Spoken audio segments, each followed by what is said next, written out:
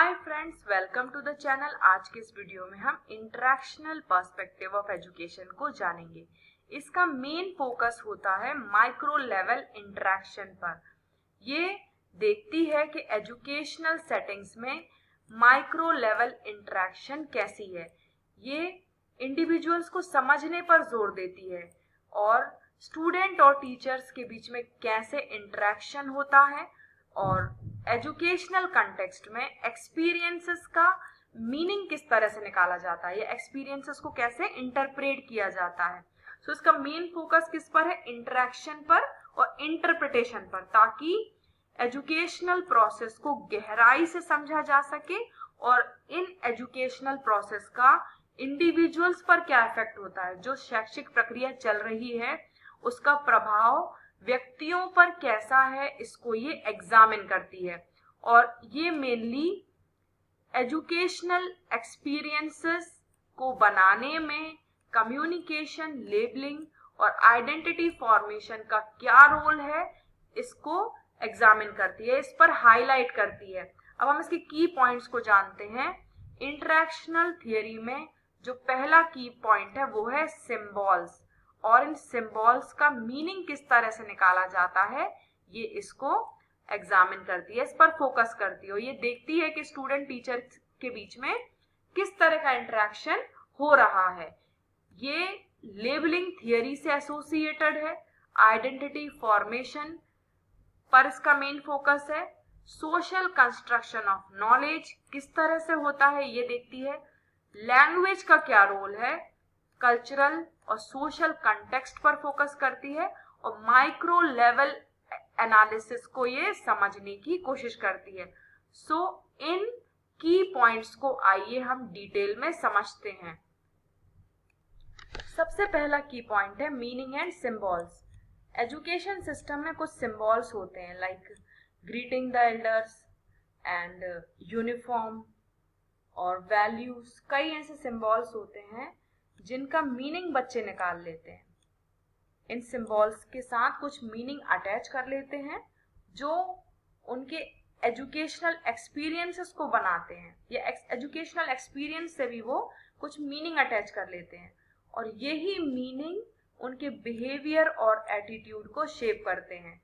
तो ये interactional theory मानती है कि हमें इन सिंबल्स को स्टडी करना चाहिए और बच्चे इनसे किस तरह से मीनिंग निकालते हैं, जो एक्सपीरियंसेस बच्चों को स्कूल में हो रहे हैं उनसे वो कैसे मीनिंग अटैच करते हैं और ये जो मीनिंग है उनकी पर्सनालिटी को, उनके बिहेवियर और एटीट्यूड को किस तरह से शेप करते हैं। ये थियरी इस बात पर जोर देती है। इसका दूसरा की पॉइंट है टीचर और स्टूडेंट इंटरेक्शन। क्लासरूम में किस तरह की इंटरेक्शन टीचर और स्टूडेंट्स के बीच में होती है ये उसको भी एग्जामिन करती है। ये देखती है कि कैसे कम्युनिकेशन, फीडबैक और इंटरपर्सनल रिलेशनशिप लर्निंग प्रोसेस को इम्पैक्ट करती है। ये तीनों चीजें लर्निंग को फैसिलिटेट करती हैं। जितना ज्यादा कम्युनिकेशन होगा, जितने जल्दी फीडबैक मिलेगा बच्चों को, या इंटरपर्सनल रिलेशनशिप जितनी अच्छी होगी स्टूडेंट टीचर के बीच में, उतनी लर्निंग प्रोसेस अच्छी होती है। और जितने ये फैक्टर्स वीक होते हैं लर्निंग उतनी ही कम होती है। तो इंटरेक्शनल थियरी कहती है कि यदि लर्निंग प्रोसेस को फैसिलिटेट करना है तो टीचर और स्टूडेंट के बीच के इंटरेक्शन को स्टडी करना जरूरी है। टीचर और स्टूडेंट के बीच के इंटरेक्शन को स्टडी करना जरूरी है। अगला की पॉइंट है लेबलिंग थियरी। लेबलिंग थियरी से भी ये पर्सपेक्टिव एसोसिएटेड है और ये कहता है कि बच्चों की एबिलिटीज और बिहेवियर के बेसिस पर टीचर्स और पीयर्स कुछ लेबल बच्चों को दे देते हैं, कुछ उनके नाम रख देते हैं या फिर कुछ ऐसे वर्ड्स उनके लिए बोलते हैं जिनका इम्पैक्ट उनकी पर्सनालिटी पे बहुत गहरा होता है। वो लाइफ लॉन्ग उन वर्ड्स को भूलते नहीं हैं और ये जो लेबल्स हैं उनकी सेल्फ कॉन्सेप्ट और एकेडमिक परफॉर्मेंस को भी इन्फ्लुएंस करते हैं। जैसे मान लीजिए किसी बच्चे से कह दिया कि तुम तो अच्छा कर ही नहीं सकते, तो या ये शब्द जो है उसकी पर्सनालिटी पे एक बहुत गहरी छाप भी छोड़ सकता है। तो ऐसे लेबल्स को यूज करने से बचना चाहिए, क्योंकि ये जो लेबल्स हैं उनकी पहचान बन जाते हैं और कहीं ना कहीं ये उनकी परफॉर्मेंस को भी इन्फ्लुएंस करने लगते हैं। अगला की पॉइंट है आइडेंटिटी फॉर्मेशन। बच्चों को जो एक्सपीरियंसेस एजुकेशन से मिलते हैं, ये एक्सपीरियंसेस उनकी पहचान और सेल्फ कॉन्सेप्ट बनाते हैं। जैसे मान लीजिए किसी बच्चे के जो एक्सपीरियंसेस हैं वो नेगेटिव हैं स्कूल में, तो जो नेगेटिव एक्सपीरियंस है वो कहीं ना कहीं उनकी पहचान पर छाप छोड़ जाएंगे, या उनका जो खुद के बारे में जो समझ है उसको भी ये प्रभावित कर सकते हैं। और ये जो एक्सपीरियंसेस हैं उनके सेंस ऑफ सेल्फ और सोसाइटी में उनके रोल को भी शेप करते हैं। इतने गहरे ये शब्द होते हैं या इतने गहरे ये एक्सपीरियंस होते हैं, और जैसे शब्दों का इस्तेमाल उनके लिए किया जाता है वो वैसी ही भूमिका को समझने लगते हैं। फॉर एग्जाम्पल जेंडर्ड रोल यदि स्कूल में कह दिया जाए कि तुम ये नहीं कर सकती, तो हो सकता है ये जो शब्द हैं उसी के हिसाब से वो अपने रोल को समाज में पहचाने, या उस जो शब्द के हिसाब से वो अपनी पहचान को समझे। अगला की पॉइंट है सोशल कंस्ट्रक्शन ऑफ नॉलेज। ये कहता है कि बच्चे ज्ञान का निर्माण स्वयं करते हैं। जिस तरह की इंटरेक्शन और कम्युनिकेशन एक एजुकेशन सिस्टम में होती है, या जिस तरह की इंटरेक्शन पैटर्न्स को यूज किया जाता है, उससे बच्चे ज्ञान का निर्माण करते हैं या उससे नॉलेज को कंस्ट्रक्ट करते हैं, और इसी नॉलेज से वो लाइफ की सिचुएशंस को देखते हैं। इस नॉलेज का कंस्ट्रक्शन कैसे होता है? एजुकेशनल कंटेक्स्ट में नेगोशिएशन के थ्रू। मींस जिस तरह से सिचुएशंस उन तक आती हैं एजुकेशनल सिचुएशन में, एजुकेशनल एनवायरनमेंट में, और जैसे वो फेस करते हैं उसी से वो नॉलेज को कंस्ट्रक्ट करते हैं। नेक्स्ट की पॉइंट है रोल ऑफ लैंग्वेज। लैंग्वेज और कम्युनिकेशन एक बहुत इंपॉर्टेंट रोल प्ले करती है इंटरैक्शनल थियरी में। इंडिविजुअल्स जिस लैंग्वेज में कम्युनिकेट करते हैं, जिस लैंग्वेज को वो यूज करते हैं, और या जो सिंबल्स वो यूज करते हैं, वो पूरी एजुकेशनल प्रोसेस को इन्फ्लुएंस करती है। मींस जो उनकी कम्युनिकेशन, लैंग्वेज और सिंबल्स जो एजुकेशन सिस्टम में यूज किए जा रहे हैं वो पूरी एजुकेशनल प्रोसेस को इन्फ्लुएंस करेंगे। नेक्स्ट है सोशल और कल्चरल कंटेक्स्ट। ये पर्सपेक्टिव या थियरी मानती है कि एजुकेशनल इंटरेक्शन पर कल्चरल और सोशल फैक्टर्स का इन्फ्लुएंस होता है। जैसी संस्कृति या जैसा समाज होगा वैसा ही एजुकेशनल इंटरेक्शन होगा। ये मानती है कि डिफरेंट कल्चरल बैकग्राउंड जो होते हैं वो उनके हिसाब से ही इंटरप्रिटेशन भी होता है। जैसी हमारी सांस्कृतिक पृष्ठभूमि होगी वैसा ही हमारा सोचने समझने का तरीका होगा, और ये इंटरप्रिटेशन और एक्सपीरियंसेस एजुकेशनल सेटिंग्स में भी देखने को मिलेंगे।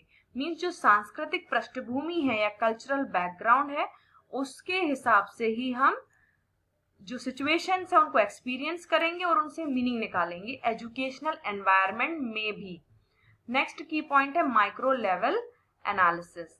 इस थियरी का जो फोकस है वो माइक्रो लेवल एनालिसिस पर है। जैसा day to day interactions educational setting में हो रहे हैं या इंडिविजुअल्स को जैसे एक्सपीरियंसेस एजुकेशनल इंस्टीट्यूशंस में मिल रहे हैं, उसकी मेनली ये स्टडी करता है। ये इंटरेक्शंस और एक्सपीरियंसेस की मेनली स्टडी करता है। अब हम इस पर्सपेक्टिव के हिसाब से एजुकेटर्स के रोल को समझते हैं। अब हम इस पर्सपेक्टिव को जान चुके हैं, तो सबसे पहली एजुकेटर की भूमिका होगी कि वह इंटरेक्शन को फैसिलिटेट करे, क्योंकि हमने सीखा है कि इंटरेक्शन की हमें स्टडी करनी चाहिए। जितना ज्यादा इंटरेक्शन होगा उतना ज्यादा बच्चों को एक्सपीरियंस मिलेगा। तो टीचर को क्लासरूम का ऐसा एनवायरनमेंट बनाना चाहिए जहां पर एक्टिव इंटरेक्शन हो सके, और इसके लिए उन्हें कई तरह के मेथड्स को यूज करना चाहिए, like group discussion, collaborative projects या पीयर लर्निंग। और एक टीचर को एक रेस्पॉन्सिव इंस्ट्रक्टर बनना चाहिए। ऐसे मेथड्स को अडॉप्ट करना चाहिए जिसमें वह फीडबैक को प्रोवाइड कर सकें और इंडिविजुअल स्टूडेंट्स और ग्रुप की नीड को एड्रेस कर सकें और इंडिविजुअल्स या बच्चों को पर्सनलाइज्ड लर्निंग एक्सपीरियंस प्रोवाइड कर सकें। सो 2 पॉइंट्स हमने सीखे। पहला है फैसिलिटेटर ऑफ इंटरेक्शन, हमें इंटरेक्शंस को फैसिलिटेट करना होगा। दूसरा है एक हमें रेस्पॉन्सिव इंस्ट्रक्टर बनना होगा, मीन्स हमें ऐसे मेथड्स को यूज करना होगा जिसमें हम बच्चों को फीडबैक दे सके, उनकी इंडिविजुअल नीड्स को एड्रेस कर सके और उनको पर्सनलाइज्ड लर्निंग एक्सपीरियंस प्रोवाइड कर सकें। तीसरा हमारा मेन रोल है मीडिएटर ऑफ मीनिंग।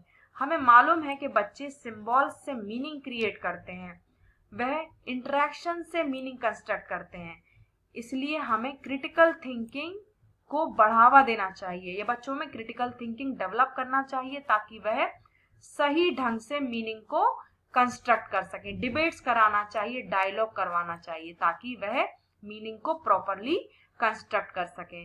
और हमें बच्चों को गाइड करना चाहिए ताकि वह डाइवर्स पर्सपेक्टिव और व्यू पॉइंट्स को एक्सप्लोर कर सके, जिससे उनका जो मीनिंग है वो ब्रॉड पर्सपेक्टिव से वो बना सकेंगे।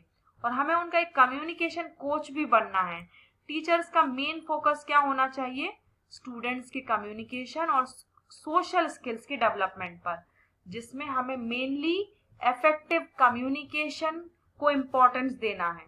वेरियस कंटेक्स्ट में इफेक्टिवली वो कम्युनिकेट कर सके, इस बात पर हमें जोर देना है। नेक्स्ट हमारा रोल है conflict resolution facilitator.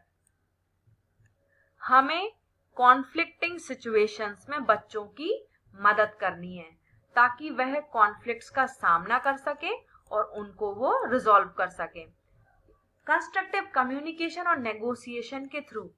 Next teacher का रोल है कल्टीवेटर ऑफ सोशल आइडेंटिटी। हमें बच्चों को एनकरेज करना है कि वह अपनी आइडेंटिटी को एक्सप्लोर करें, अपने सोसाइटल या सोशल कंटेक्स्ट में अपने रोल को पहचानें और उनके अंदर सेंस ऑफ बिलोंगिंगनेस और सेल्फ अवेयरनेस को हम डेवलप कर सकें ताकि वह खुद को पहचाने, खुद की आइडेंटिटी को शेप कर सकें और वेरियस सोशल कंटेक्स्ट में अपनी भूमिका को पहचान सकें। सो फ्रेंड्स, आज के इस वीडियो में हमने इंटरैक्शन पर्सपेक्टिव को जाना। आई होप आपको ये वीडियो पसंद आई होगी। यदि आपको ये यूजफुल लगे तो प्लीज इसको लाइक कीजिए और अपने फ्रेंड्स के साथ शेयर कीजिए और मेरे चैनल को सब्सक्राइब कीजिए। Thank you so much.